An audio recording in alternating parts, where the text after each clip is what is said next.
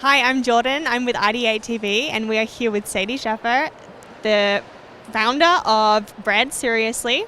So, Sadie, can you tell me what the seriously spelling means? Oh gosh, start with the hard question. It was literally the first thing I thought of when I wanted to start my business. I'm a very impulsive person, so I thought of my business at 2 o'clock and I had my business by 6 o'clock one day. And so seriously I've come up with many meanings for it over the years. You know, we take bread very seriously. We're very serious about bread history and about gluten-free and making safe, trustable bread. So we have a gluten-free and top 8 allergen-free kitchen that's also kosher certified and vegan certified. So we take that very seriously. We still like to have fun at the company. So Bread Srsly is a fun place to work. We have about 20 employees that are super happy people. So we don't take it too seriously. But just enough. Just enough. So, can you tell me a little bit about the company and what you do? We make gluten-free and vegan sourdough breads that are top 8 allergen-free. And so the reason we do sourdough only is because I think sourdough is the best. It's got so many health benefits and a really rich culture and history and tradition that we've sort of lost in America. And so I want to share the history of bread and share the story of sourdough, which is sort of the story of good, slow food, the way it should be, the way our bodies need it to be.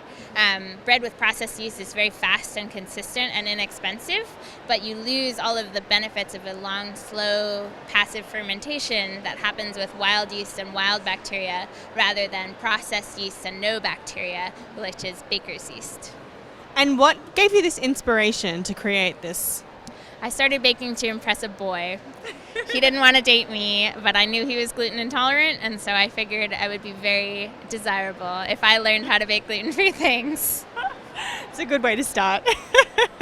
And what do you hope to inspire with this? What are you trying to bring to the community with, this such a specific take on sourdough? Yeah, well, Bread Srsly's mission is to reunite people with sourdough when they thought good bread was off the table. Mm-hmm. So the feeling that you get when you get reintroduced to sourdough that you thought was gone forever after you're diagnosed with celiac disease, it's such an amazing thing to watch, and we get to watch it at events like this where people are trying sourdough for the first time in 20 years, and they never thought it would come back.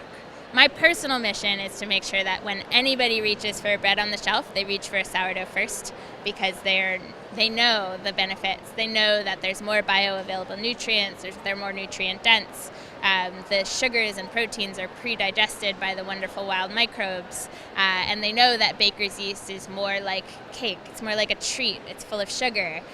You can eat it once in a while, absolutely, but you should be aware that they're not equivalent. Sourdough is not just a novelty bread. It shouldn't be just a flavor that you like. It's a whole different process. And what would you say is the best sandwich or the best way to eat the sourdough? Ooh, I don't have like a recipe in mind, but I have sort of a formula. So with my sandwiches, I like something that is sweet. So I have this beautiful onion garlic jam that goes onto all my sandwiches, or if I'm out of that, I'll use a hot pepper jam. Something that's a little sweet and a little bit like umami. Something crispy like a fresh lettuce, some kind of spicy herbs. I've got mustard greens growing in my garden, and that goes into every sandwich. It's like hot, it's crunchy, it's fresh. Some kind of meat or like a fried tofu is really good. In fact, let's go with a tofu banh mi. Is something that I love making. So I love making it especially with our sweet onion sourdough. You toast the slices, then you make we do a cashew butter sauce because my husband's allergic to peanuts. And so it's cashew butter, tamari, gluten-free soy sauce, a little bit of fish sauce, which is optional, sesame oil, which is optional, a lot of fresh ginger, and a little bit of maple syrup. You spread that on one side. You have a fried tofu, which is, I like to use a soft or a medium tofu. You can make like a big rectangle of it. You fry it in ginger and garlic until it gets a little bit crispy. Throw that on cilantro and pickled carrots, and it is amazing. It's like a full dinner, and I make that whenever we're doing dinner for like 10 people. We all construct our own banh mi sandwiches, and they're so good. Awesome. I'm going to be stealing that idea for sure.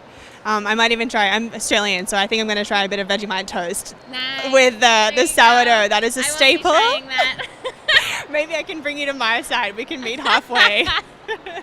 Well, thank you so much for speaking to us today, and enjoy the expo. Thank you.